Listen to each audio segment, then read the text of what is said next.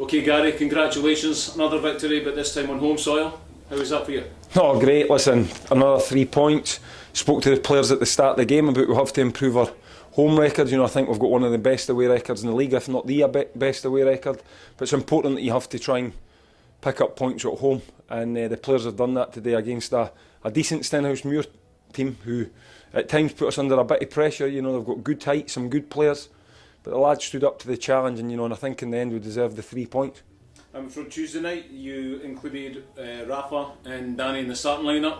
Was that based on what you've seen in training as well as the game? A wee bit of variation. Rafa didn't probably deserve to come out the starting team after Elgin. I was just trying to keep him fresh for this game. And I think Danny's 15 minutes the other night helped change the game. So he deserved to get his start and he done well again today. And the subs today came on as well and done their part. And I said that to the players after the game. I says, the 3 games I've been in charge, every game the subs have came on and made a positive impact. So that's great. I get the disappointment that they've all got to no starting. They find out the team at half 1 or quarter 2 and they've quickly got to get over their disappointment and try and put the team's needs first. And so far so good with that, because every sub that's came on's made an impact. So long may that continue.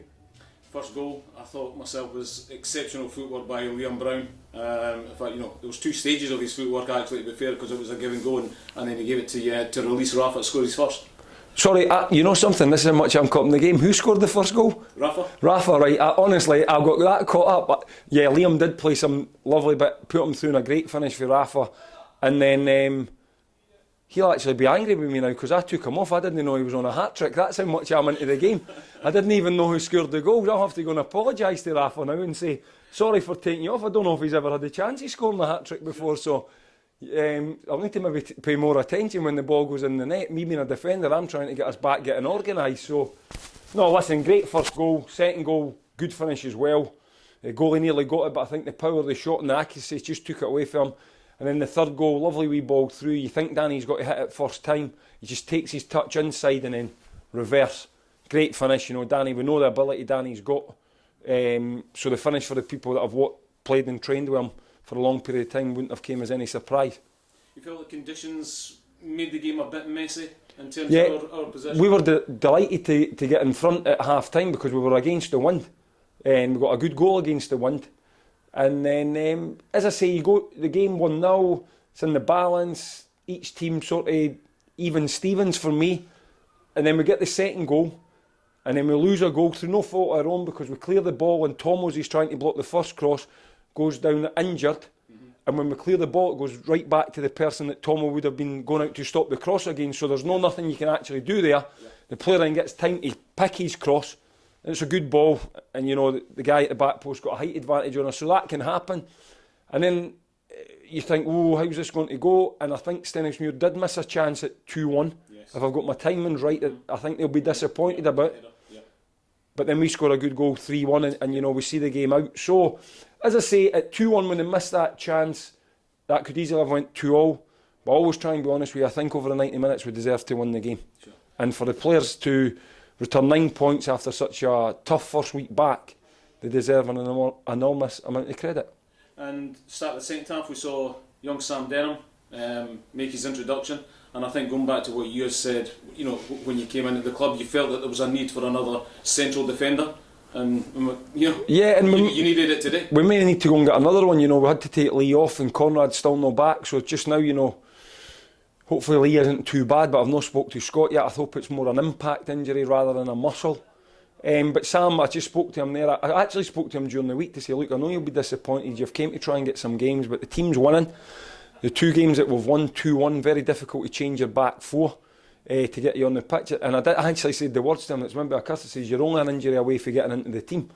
And as it happens, Lee, he got a word of cut. Lee, being honest, I have to praise Lee's professionalism there, because he says I could maybe try to go on, but I'm not sure if it's the right thing for the team. So he made the call with a couple of minutes of half time to go, and Sanchez got pulled in. Quick look at his set players and on, and that's about as good as you can expect for an 18-year-old, because he's up against 2 decent strikers, Big McGuigan and Muir, and then they're putting other people forward, and I think everything he had to do, he done well. Yeah. So I hope he's happy, I hope he's proud of his debut, I hope his family's proud, and hopefully we'll see more of him in an Edinburgh shirt. In your closing comments on Tuesday night, I think the one thing you wanted to leave after the game today was a 7-point gap with Stenhousemuir, you'll be happy.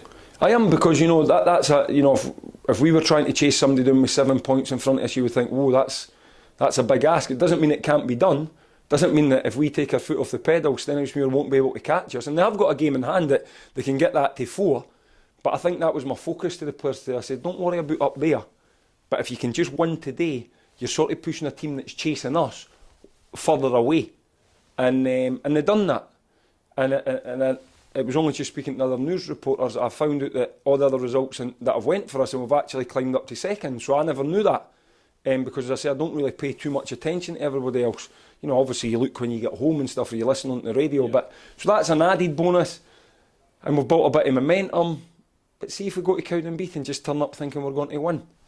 It's a waste of time really today. Yeah. I'm a firm believer in that. When it's gone, it's gone. Great. Let the players enjoy their Saturday night. We've had a good first week, 9 points out of 9. See when you wake up in the morning, forget about that, because if you didn't do the business, the hard work at Cowdenbeath, then that's you wasting some of your good work. Yeah. And on a lighter note, you might have seen to your left-hand side there was a bed sheet put up on the fence there with the garage crew saying, welcome Gaffer for the garage crew. Was there? I never saw that. Well, that's great. Listen, I'm not on social media, but people form me stuff and that, and they've made a wee video and stuff, I think, on Twitter. So, listen, it's all going well now.